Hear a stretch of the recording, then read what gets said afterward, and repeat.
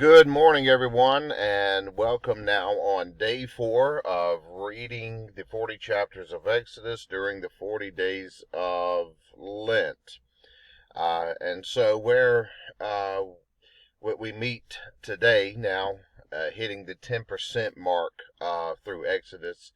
And of course, tomorrow, the Sundays of Lent are not considered part of the 40 days, so we will have a break from the readings tomorrow and resume on Monday.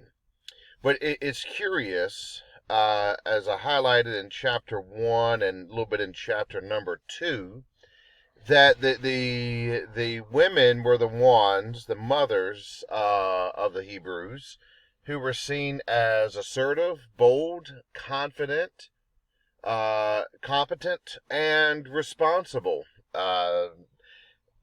Without much detail, but still with potent language, we see that they took matters in their own hands. They circumvented the empire of Egypt by way of uh, their resistance in terms of of maternity and fertility.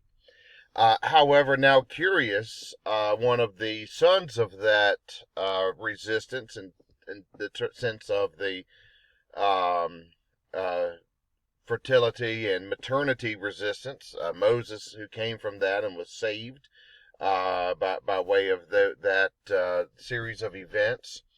Here that is not quite so bold, not quite so assertive, not so confident, competent, or responsible, it seems. Remember in chapter number 3, he felt he was hesitant about what his trajectory would be. I think that social identity theory here makes a difference. Consider Moses here. He's not really part uh, of of any group in the long term. How's it going? Good morning. Good morning.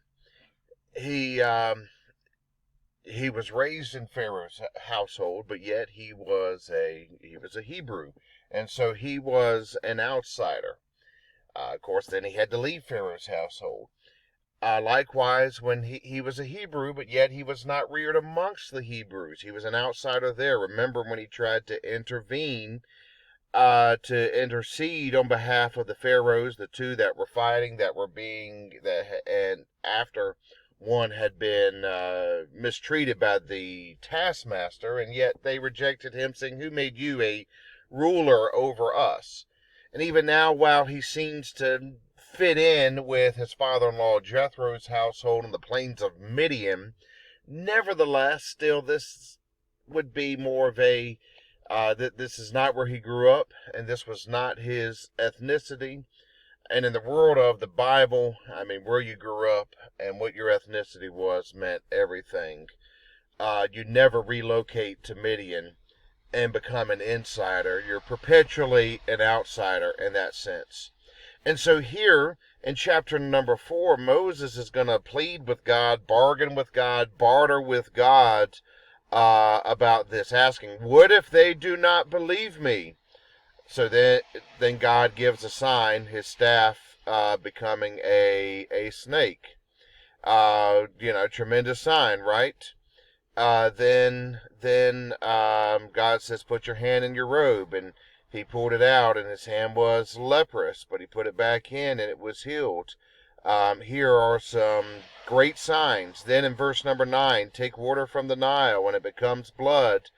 And then and so these tremendous signs here to let Moses know, hey, if I'm with you, you ought to be all right. But yet that's not good enough. Again, the women were bold and assertive in their resistance. Moses is much more passive and suffers here, again, because of that identity thing, I believe. Because in verse number 10, hey, Lord, what if I'm not eloquent enough? I'm slow of speech and of tongue. In the world of the ancient Near East, eloquence was considered a masculine virtue. Men were supposed to be able to speak well, talk well, and so here is self-conscious Moses. Once again, God says, look, I'm the one that gives you the mouth. But then once more, Moses says, please send anybody else. And it says God becomes angry with Moses. You know, here God is trying to work something significant. These signs are not good enough for Moses. But you know, what's curious here is of all the characters of Hebrew Scripture, they serve in some way or another as representatives of their collective. I don't have time to unpack that or develop that, but I'm convinced that that's true.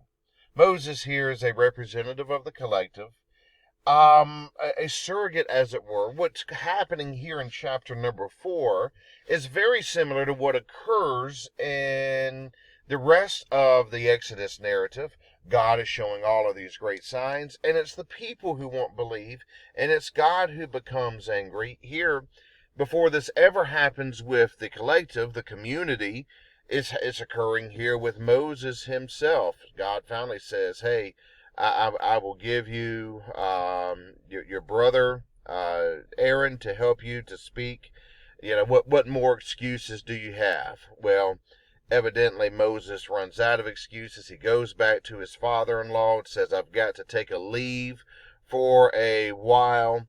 God is going to reinforce his plan. And yet, but he's going to indicate to Moses that he was going to harden Pharaoh's heart so that he will not let the people go. We'll have to wrestle with that and grapple with that as we continue forward.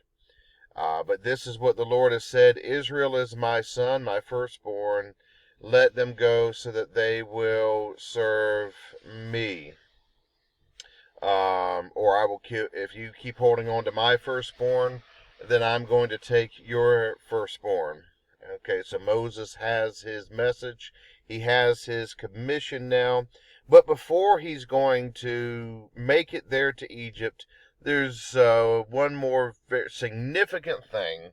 He's got to become circumcised. Remember, Abraham had to circumcise his sons, Isaac and Ishmael. And that was a symbol that served as a sign of the covenant. And evidently, at least for Moses, if not for the collective of Hebrews, later on there's going to be evidence that this was the collective. They had lost that practice of circumcision. And in ancient Jewish thinking, you could not be part of the covenant people without the circumcision. And so here is Moses later in life, and he is going to be circumcised. And then at the very end, God shows up to Aaron. This is kind of an overlooked part. But Aaron is the one who grew up knowing his brother, but yet separate from his brother. Likely hasn't seen his brother in some time, ever since Moses fled for Midian 40 years before. God's going to show up there to Aaron and says, go to the wilderness to meet Moses. And so they meet once more. It's on the mountain. The mountain's in the wilderness areas. These mountains were quite sacred and holy places. They greet one another. And here they go, Moses and Aaron, together to the Israelite elders. Aaron's going to speak the words. Moses they're going to do the signs. The people believe, and that that God had seen their affliction. Okay, we're reaching 10 minutes, and I was wanting to keep the weekend video shorter anyway, but here we are now. Again, these chapter divisions in Exodus are perfect. The curtain drops, the scene has concluded, and now on Monday we will start the somewhat extensive, the laborious, the tedious navigation through this challenge between Moses and God working through Moses and Pharaoh. And so thank you for joining with me this week. I will return to visit you here again on Monday.